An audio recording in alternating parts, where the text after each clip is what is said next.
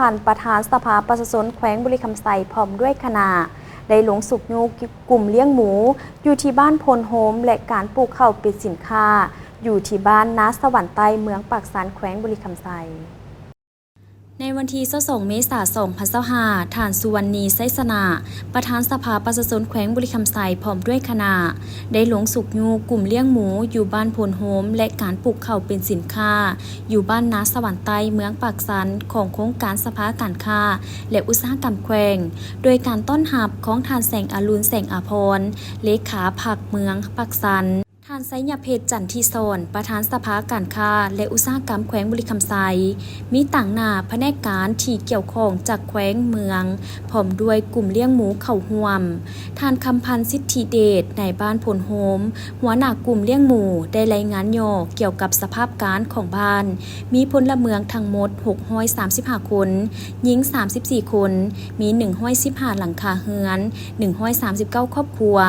ยึดถืออาชีพเพชรน้าเป็นหลักและปลูกฝังเลี้ยงสัตว์เป็นสำห้องประชาชนมีแนวคิดอุ่นเอียงทุนเทียงมีสติเคารพและปฏิบัติระเบียบกฎหมายของบ้านเมือง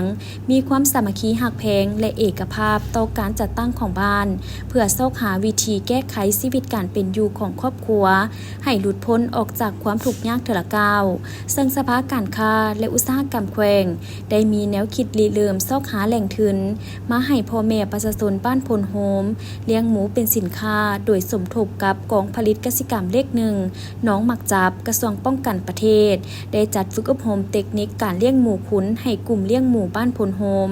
โดยได้จัดฝึกอบรมความรู้ทางด้านเทคนิคการเลี้ยงหมูขุนมีเชี่ยวชาญมาจากสาธารณรัฐสังคมนิยมเวียดนามและวิชาการจากกองผลิตกสิกรรมเลขหนึ่งน้องหมักจับที่มีความรู้และประสบการณ์ทั้งการเลี้ยงหมูเพื่อมาถ่ายทอดบทเรียนและความรู้ด้านเทคนิคต่างๆให้กับกลุ่มเลี้ยงหมูบ้านพลโฮมมานำใส่เข้าในการเลี้ยงหมูภายในกลุ่มของตนซึ่งบทเรียนที่นำมาฝึกอบรมครั้งนี้ประกอบมีคุณประโยชน์และความสำคัญของการเลี้ยงหมูวิธีการปลูกสั่งเฮือนลักษณะโฮงเฮือนการจัดการฟาร์มความเสี่ยงในการเลี้ยงหมู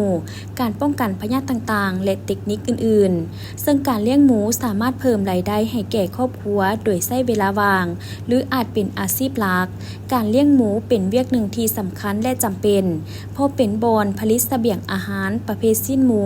ไปปรุงแต่งอาหารได้หลายประเภทซึ่งผ่านมาทางสภาการค้าและอุตสาหกรรมแขวงได้นำเอาหมูป่าจำนวน53 ตัวให้กลุ่มเลี้ยงหมู่บ้านพลโฮมเพื่อส่งเสริมให้เลี้ยงและจำหน่ายลูกหมูน้อยรวมมี2 กลุ่ม10 ครอบครัวมูลค่าทั้งหมด168 ล้านกว่ากีบปัจจุบันกลุ่มเลี้ยงหมูอยู่บ้านพลโฮมมีทั้งหมด22 ครอบครัวมีหมู564 ตัวในนั้นพ่อพันธุ์6 ตัวแม่พันธุ์70 ตัวจากนั้นท่านประธานสภายังได้ไปเบิ่งโครงการปลูกข้าวเป็นสินค้าของสภาการค้าและอุตสาหกรรมแขวงอยู่บ้านนาสวรรค์ใต้ซึ่งมีเนื้อที่75 เฮกตาร์แต่ปฏิบัติตัวจริงได้53 เฮกตาร์ซึ่งปีนี้แม่นเป็นปีริเริ่มต้นโดยใช้แนวพันธุ์ข้าวทาดอกคำ8เห็นว่าการปลูกข้าวแม่นได้รับผลตามระดับคาดหมายมีประชาชนให้ความสนใจสำหรับกลุ่มปลูกข้าวเป็นสินค้ากลุ่มบ้านเป้าหมายของสภาการค้าและอุตสาหกรรมแขวงมีทั้งหมด6 บ้านในปี2025คือบ้านบัวแวงคำพลสะอาดพลโฮมนาหัวภูนาสมมอและบ้านนาสวรรค์